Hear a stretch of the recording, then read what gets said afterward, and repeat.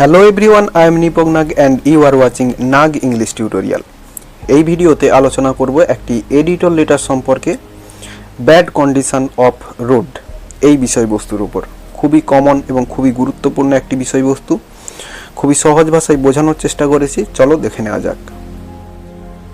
কোশ্চেনটা এরকমভাবে থাকতে পারে, write a letter to the editor of a newspaper about the bad condition of road in your area. বলছে write a letter, একটি চিঠি লিখো, টু দি এডিটর সম্পাদককে, অফ এ নিউজ পেপার একটি খবরের কাগজের, about the bad condition of road in your area তোমার এলাকায় রাস্তার অবস্থা বা রাস্তার কন্ডিশন খুব খারাপ এবং সেই বিষয়ে চিঠি লিখতে বলছে। তো চলো দেখে নেওয়া যাক।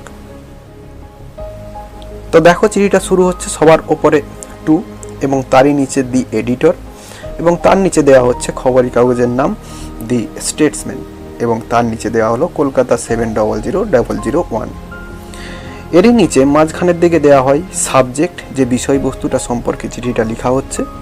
তো ব্যাড কন্ডিশন অফ রোড সাবজেক্টটা দেওয়া হলো।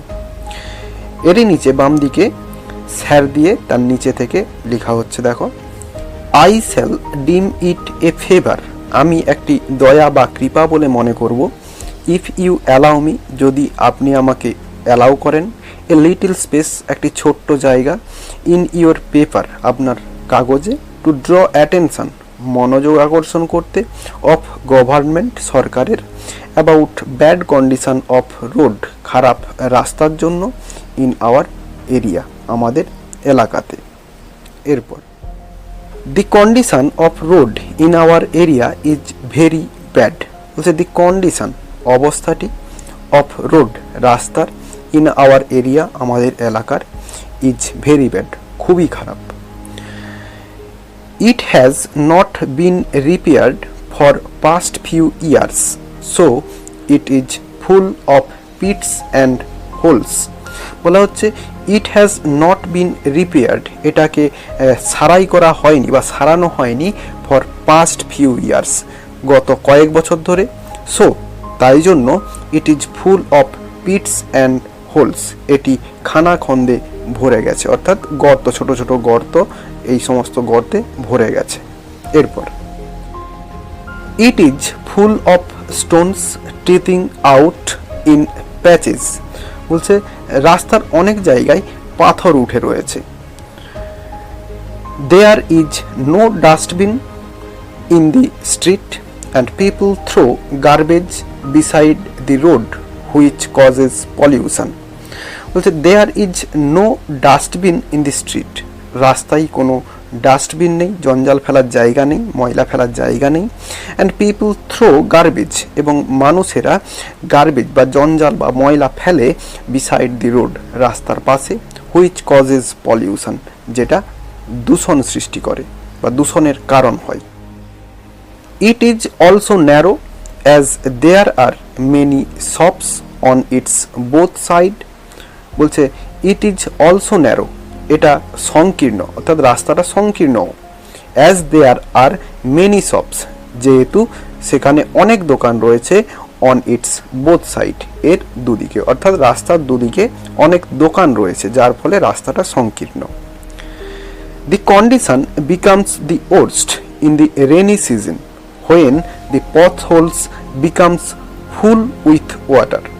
বলছে দি কন্ডিশন, অবস্থাটা, বিকামস দি ওর্স্ট, সব থেকে খারাপ হয়ে যায়, ইন দি রেনি সিজনস, বর্ষাকালে, হোয়েন, যখন, the potholes becomes full with water, যখন কি হয়, ওই পথ হোলস অর্থাৎ ছোট ছোট যে গর্তগুলো রাস্তার মধ্যে হয়ে গিয়েছে, ওই গর্তগুলো জলে পরিপূর্ণ হয়ে যায়।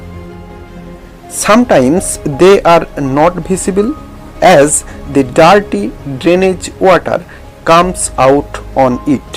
বলছে সামটাইমস, কিছু সময়, দে আর নট ভিজিবল, সেগুলোকে দেখা যায় না, as the dirty drainage water, যেহেতু নোংরা ড্রেনের জল, কামস আউট অন ইট, এটার ওপরে বেরিয়ে আসে, অর্থাৎ ড্রেনের ওয়াটার রাস্তার ওপর চলে আসে।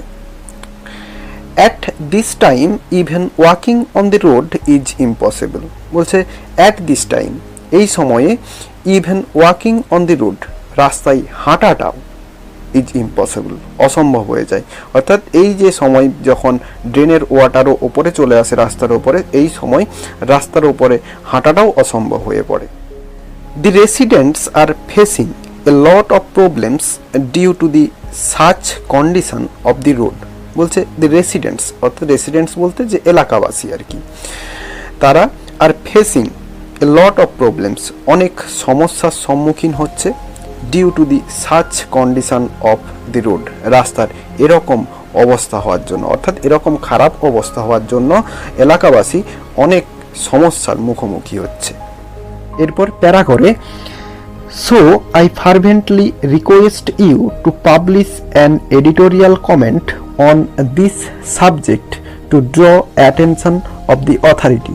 বলছে সো তাই জন্য, আই ফার্ভেন্টলি রিকোয়েস্ট ইউ, আমি আপনাকে আকুলভাবে বা ঐকান্তিকভাবে অনুরোধ করছি, two publish an editorial comment, একটি সম্পাদকীয় প্রবন্ধ প্রকাশ করার জন্য, অন দিস সাবজেক্ট, এই বিষয়বস্তুটার ওপর, two draw attention of the authority, কর্তৃপক্ষের দৃষ্টি আকর্ষণ করার জন্য। এরপর, if you come out with a suitable comment, the authority may be stirred up to take proper action।